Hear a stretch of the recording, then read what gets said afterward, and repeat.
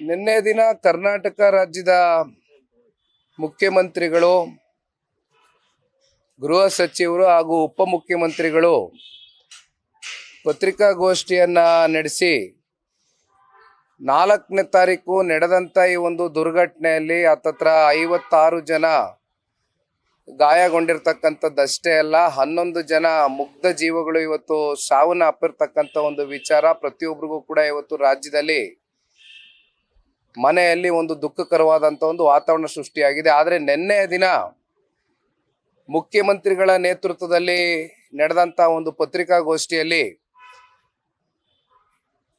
ಏನು ಈ ಬೆಂಗಳೂರಿನ ನಗರದ ಕಮಿಷನರ್ ಇರ್ಬೋದು ಅಥವಾ ಸೌತ್ ಡಿವಿಷನ್ನ ಮತ್ತೊಬ್ಬರು ಪೊಲೀಸ್ ಅಧಿಕಾರಿ DCP ಇರ್ಬೋದು, ACP ಇರ್ಬೋದು, ಅದೇ ರೀತಿ ಕಬ್ಬನ್ ಪಾರ್ಕ್ನ ಹಲವಾರು ಪೊಲೀಸ್ನ ಅಧಿಕಾರಿಗಳನ್ನ ಇವತ್ತು ಸಸ್ಪೆನ್ಷನ್ ಆರ್ಡರ್ನಲ್ಲಿ ಇಟ್ಟಿರ್ತಕ್ಕಂಥದ್ದು ನಿಜಕ್ಕೂ ಅತ್ಯಂತ ಖಂಡನೀಯ ಅಂತಕ್ಕಂಥದ್ದನ್ನ ಈ ಸಂದರ್ಭದಲ್ಲಿ ಹೇಳಲಿಕ್ಕೆ ಬಯಸ್ತೇನೆ. ಅದಕ್ಕೆ ಕಾರಣ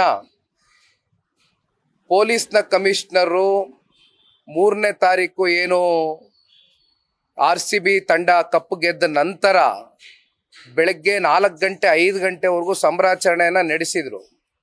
ಪ್ರತಿ ಬೀದಿಲೂ ಗಲ್ಗಲಿಲೂ ಬೆಂಗಳೂರು ನಗರದಲ್ಲಿ ದೊಡ್ಡ ಮಟ್ಟದಲ್ಲಿ ಸಂಭ್ರಮವನ್ನ ಮಾಡಿದ್ರು. ಪೊಲೀಸ್ ಆಯುಕ್ತ ಅಧಿಕಾರಿ ಕಮಿಷನರ್ ಅವರು ಮುಖ್ಯಮಂತ್ರಿಗಳ ಮನೆಗೆ ಹೋಗಿ ಬೆಳಗ್ಗೆ 8 ಗಂಟೆಗೆ ತೆರಳಿ ರಾತ್ರಿ 4 ಗಂಟೆ 5 ಗಂಟೆವರೆಗೂ ಈ ರೀತಿ ಪೊಲೀಸರು ಜನಗಳನ್ನ ಒಂದು ರೀತಿ ಮೇಂಟೈನ್ ಮಾಡ್ತಕ್ಕಂಥದ್ರಲ್ಲಿ ಸಾಕಷ್ಟು ಶ್ರಮ ವಹಿಸಿದ್ದಾರೆ. ದಯಮಾಡಿ ನಾವು ಮಾರನೇ ದಿನಾನೇ ಮಾಡಬೇಕು ಅಂತಕ್ಕಂಥದ್ದಾದ್ರೆ ಪ್ರೋಗ್ರಾಮ್ ಅಗೇನ್ ಒಂದ್ ಕಡೆ ವಿಧಾನಸೌಧ, ಇನ್ನೊಂದ್ ಕಡೆ ಚಿನ್ನಸ್ವಾಮಿ ಸ್ಟೇಡಿಯಂ ಅಲ್ಲಿ ಎರಡೆರಡು ಕಡೆ ಮಾಡಬೇಕು ಅಂತಕ್ಕಂಥದ್ದಾದ್ರೆ ಬಹಳ ಕಷ್ಟ ಆಗ್ತದೆ.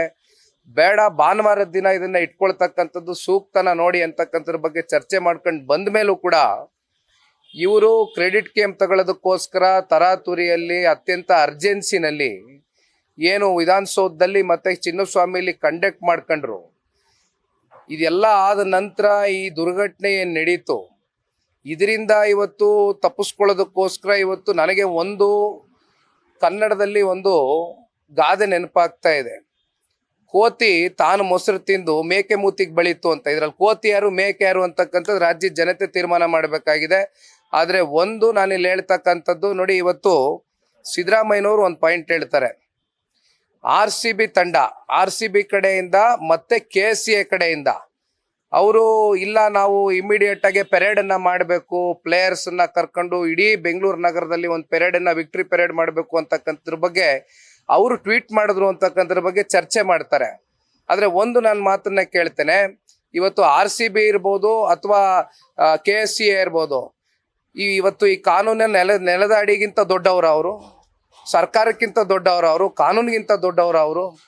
ಇಲ್ಲಿ ನಾನು ಇವತ್ತು ಕೈನಲ್ಲಿ ಇಟ್ಕೊಂಡಿರ್ತಕ್ಕಂಥದ್ದು ಸಿದ್ದರಾಮಯ್ಯನವರ ಒಂದು ಟ್ವೀಟ್ ಏನಿದೆ, ಅವರೇ ಖುದ್ದಾಗೆ ಟ್ವೀಟ್ ಮೂಲಕ ಇವತ್ತು ಪ್ರತಿಯೊಬ್ಬರಿಗೂ ಕೂಡ ಆಹ್ವಾನಿಸಿದ್ದಾರೆ, ಪ್ರತಿಯೊಬ್ಬರಿಗೂ ಕೂಡ ಇನ್ವೈಟ್ ಅನ್ನ ಕೊಟ್ಟಿದ್ದಾರೆ, ಪ್ರತಿಯೊಬ್ಬರು ಬನ್ನಿ ಅಂತಕ್ಕಂಥದ್ದು ಹೇಳಿದ್ದಾರೆ.